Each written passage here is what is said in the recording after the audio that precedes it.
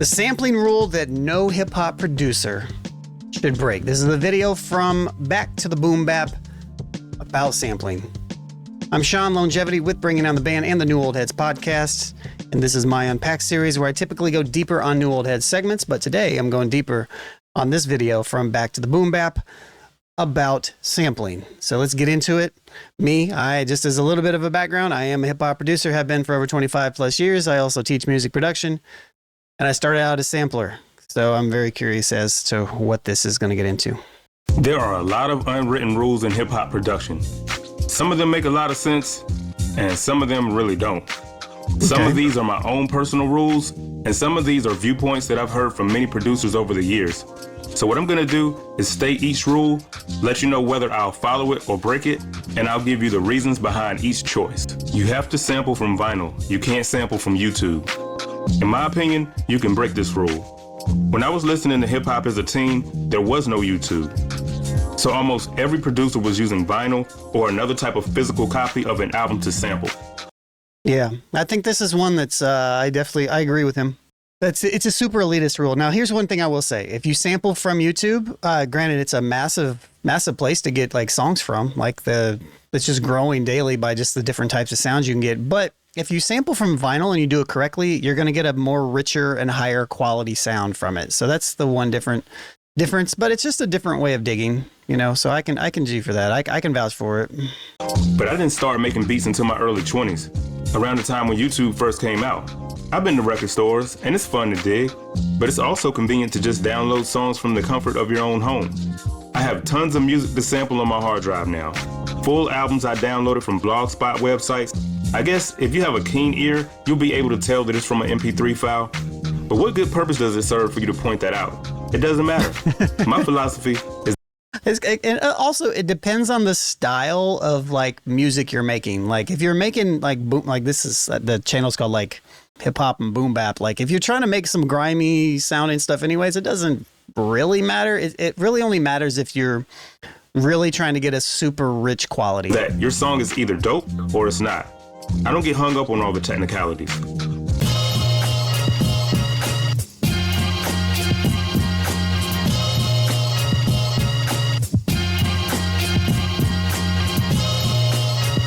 Breaking the sample from vinyl and not YouTube rule. Oh, that's okay. I was like, what is going on here? This is him making a beat doing that. A song has to be a certain amount of years old, 20 or 30 years old at least, before you can sample it. It can't be something new. Interesting. So I used to kind of believe that, but I think I used to believe that because, you know, like it used to be a thing where like you would sample stuff that was like made from a band. But nowadays, everything's like kind of made electronically, you know, and there's different ways to look at this. And also, you know, it's almost like this thing where it's like you want to give praise to stuff that's a little bit older too. And you know, like why sample something new? But to be honest, like I don't really subscribe to that anymore either. Like I feel like you can sample whatever you want. When I sample now, it's very intentional. Most of the stuff I do isn't sample based, but this is one of those rules that is really kind of stupid. It doesn't really make any sense. Although it is always weird to hear when somebody samples something that has been sampled. Might be connected to don't sample songs that are also sampling songs, which I am not 100% against, but I advise against it for many reasons. But generally speaking, I don't really agree that a song has to be at least 20 years old. Just an arbitrary number, to be honest. This is a good rule to follow because the 70s is a great decade to find samples from. But this is a rule that I do break sometimes. Think about Rock Boys by Jay-Z. That song they sampled for that was new at the time. But how could you know that just by listening to it, without doing research on it? That's what I keep going back to. The methodology doesn't hold more weight in my mind than the result. There's nothing wrong with sampling something new. But in the way I think about it, if you sample a recent song, it has to be from a different genre than hip hop. Yeah, and so I would take it a step further. You don't want to sample another hip hop song. To me, that's kind of weird. It feels like biting. Like sampling another hip hop record feels like biting. And I would also take it another step further. if you sampled the same exact thing, maybe this will be one of his rules or whatever, but if you sample the same exact song that somebody else sampled and you looped it exactly the same way, but you just put different drums to it, that's also a big no-no. That is biting. And it's corny. That doesn't seem to make sense, but I'll explain it a little more later. But this next one is a really good one.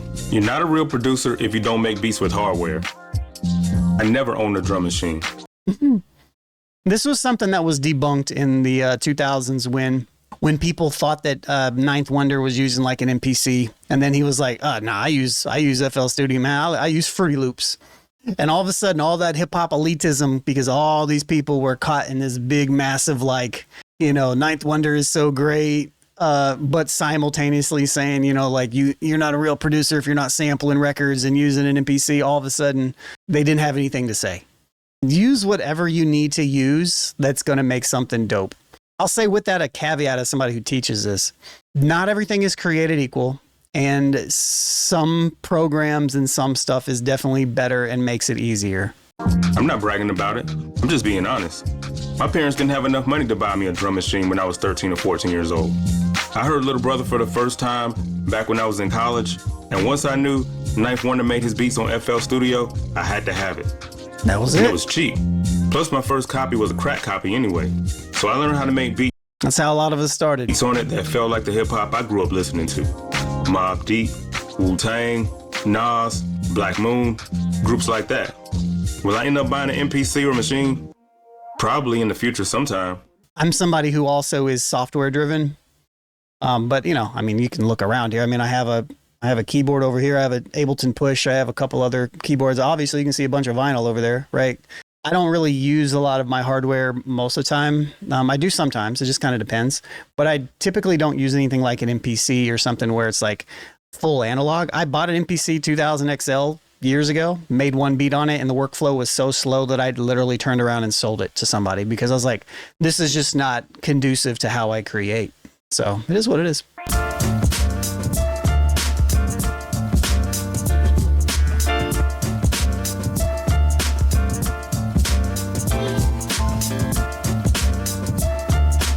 You can't use sample packs. This rule I followed for a long time. You can use sample packs, but you should not. This is, again, I'm an educator. I teach this stuff, right? I don't allow any of my students to use sample packs until they're good enough to make sample packs. And the reason why is multiple fold. Number one, you're cheating yourself. It's too easy to just go download a sample pack, drop it in with a drum break and be like, oh, I made a beat. Nah, man, that's not what making beats is. I know you think it is, some of y'all. That's not what making beats is. Chop up a record. And the reason why you have to chop up a record is because you need to know how to do audio editing.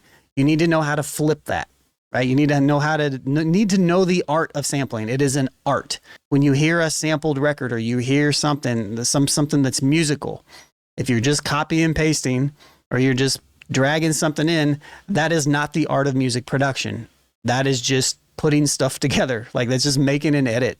Two, the other piece of this is do not use sample packs without manipulating them. If you are going to use them, you better be chopping it. You better be flipping it. You better be transposing it. You better be converting it in a whole bunch of different ways. You're not going to know how to do that if you don't know how to do the first thing that I said, right?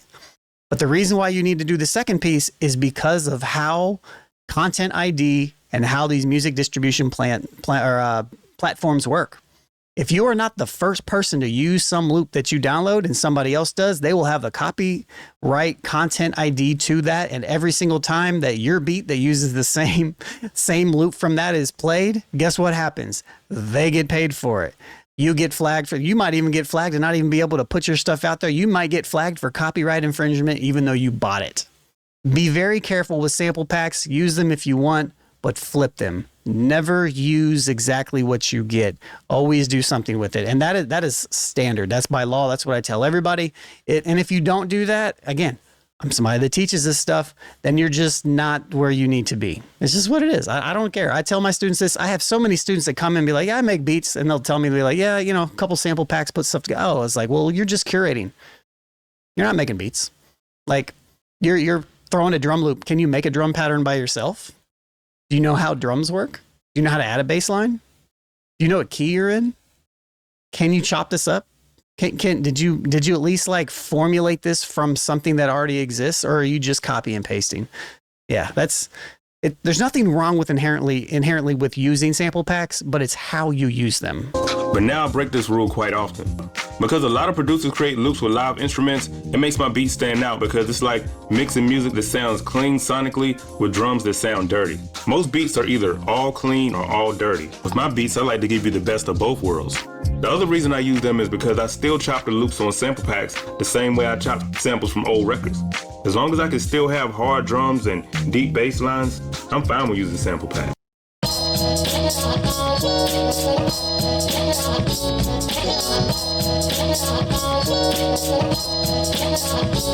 It's all on how you use it. I have this sped up, so this is not exactly how his beat sounds too. You cannot bite another producer's style.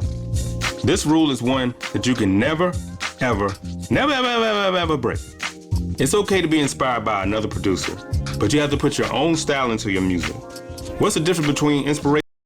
You know, this is an interesting one because I agree with it in theory, but everybody is influenced by something. And I could very much say this guy who's showcasing me his beats, he is directly using somebody's style of chops. Until you get to a specific evolved place, you're going to be biting to some degree. There used to be kind of like a gate to where, like, if you weren't, when I was coming up, like, if you weren't good enough, like, I always tell my students is like, I was complete ass at making beats for like 5 years. Sure, I had a SoundClick page, sure, like I was making my music with my homies and stuff like that, but my stuff wasn't really that good. Nowadays, people are just like making their stuff and putting it out there. They're going to BandLab and they're, putting a couple loops together and they're putting it on distribution platforms. It's like, all right. But like, I say all this to say is that most people don't have a definitive style for quite a while. And although I think it's important to not intentionally bite somebody's style, I think when you're in the learning process, it is a great tool to try to emulate people. With that being said, that doesn't necessarily mean, I don't know, it gets a little wishy-washy nowadays because everything's public, but it's important to learn how people are doing the things you want to do. Like one thing that I teach in my class, or one thing that I have my students do, is we spend 8 weeks and I have them pick a beat or a song, or have them pick a beat that they like, that they want to make music like. And I was like, all right, the goal for the next 8 weeks is for you to recreate this as close as possible. But again, this is a learning tool. This is not something they're going to put out into the world. And what happens during that process is people are going to learn the techniques that they want to do to create the music they want to do. Just like this gentleman in this video. Biting is an interesting conversation because everybody bites, whether it's intentional or not. While I think it's important to not go and, what Fonte's saying in his rap, he's like, I agree that everybody's a biter, but when you Xerox the style, that's infringing on my copy, right? And I think that's what I always kind of take heed to. It's just like, don't be exactly like somebody. Try to, and I feel like that's kind of what he's saying here, but you're always going to be influenced, but find that thing that makes you, you. And biting? That's a good question. Inspiration is when you get an idea from someone else, but you add on to it and build more on top of it. Biting is when you try to make an exact replica of what a producer is doing. People did that to Dilla. Producers bit Timbaland. Who bit Timbaland? Now, sadly, he's stealing other producers' music now, but that's a different story for a different day. But like, who bit Timbaland? Like, he's got a lot of corny stuff. I don't know. Definitely Dilla. I mean, Dilla's got a lot of children. Dilla has a lot of children out there. But again, I don't know if I 100% agree with his definitions here. And what's crazy is Bink claims that Just Blaze bit his style. Now, I don't have a dog in that fight because they are both great producers, but what I will say is that biting somebody's style is never okay. It's as dishonorable as breaking the street code of not snitching.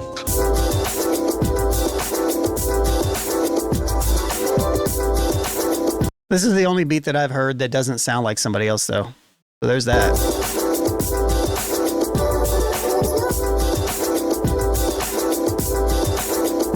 Fast forward. You can't just sample another rap song for your rap song. Man, that's facts. In my opinion, you shouldn't break this rule. Because within hip hop, we have our set of rules that are based on the culture. Sampling is a part of the culture of hip-hop. Hip-hop music is made by creatively manipulating elements from other genres of music. If you just take a hip-hop beat and rap over it again, that takes away the creativity. You can use the beat for a freestyle, but you can't resample it. Mary J. Blige singing on the top billing drums is okay because that's R&B. Actually, that should be fine if you just use the drums. But you can't just like sample I Got You Open remix, for example, and make a whole new song around it. That would be biting. You can't use the same sample as another producer unless you're gonna flip it differently. Yes. This is kind of like the previous rule, and it does get tricky because sometimes producers find the same sample. I mean, that just happens, you know, people. I'll add another rule that also helps this rule right here. Don't sample anything with and I break this rule all the time, but if you want to get away from this used to be a rule that I had that I lived by religiously. I would not sample anything within the first 20 seconds of any song because that's where most producers go from. They listen to the first 20 seconds and then they move on to the next thing. No, listen to it further and sample something deeper in there. That used to be one of my rules. Like I'm dead serious. It's not really anymore, but everything I make now is just, you're not going to know what the original is unless I want you to know. Going digging and crate digging and all that kind of stuff, you're going to find the same sample here and there. If you know, but that's also looping. In your heart of hearts that you didn't just use it because you heard another producer use it first, then run with it and stand on business. But if I know that it's a classic song that everyone knows, I'm not going to mess with it unless I chop it up completely different.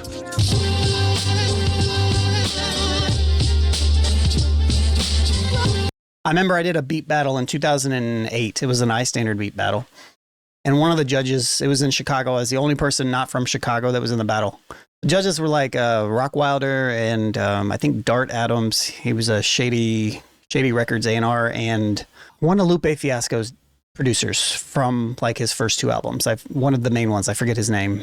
But I remember I chopped up a Mandrill sample, which was the same sample that Kanye West used for 2 Words with Mos Def. And my flip was fucking dope. And I've used it in battles multiple times. And I chopped it up differently than what Kanye did.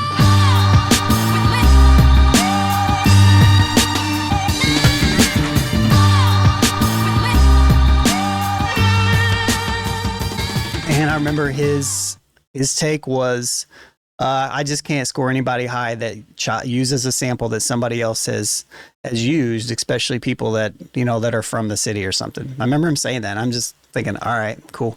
Some people lean into that super heavy. But again, my thing is like, if you're going to flip it in a different particular type of Analogic, I think was his name. But if you're going to flip it in any part, I think as long as you flip it, you know, and you make it your own, that's what it is. But I also lost a beat battle once to somebody who literally just jacked the entire main loop of something that Tribe did and with a drum break. And I remember being like,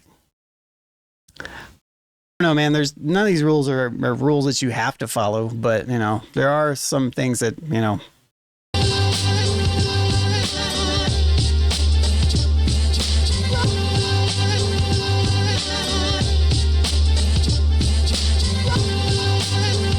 Producer's beat.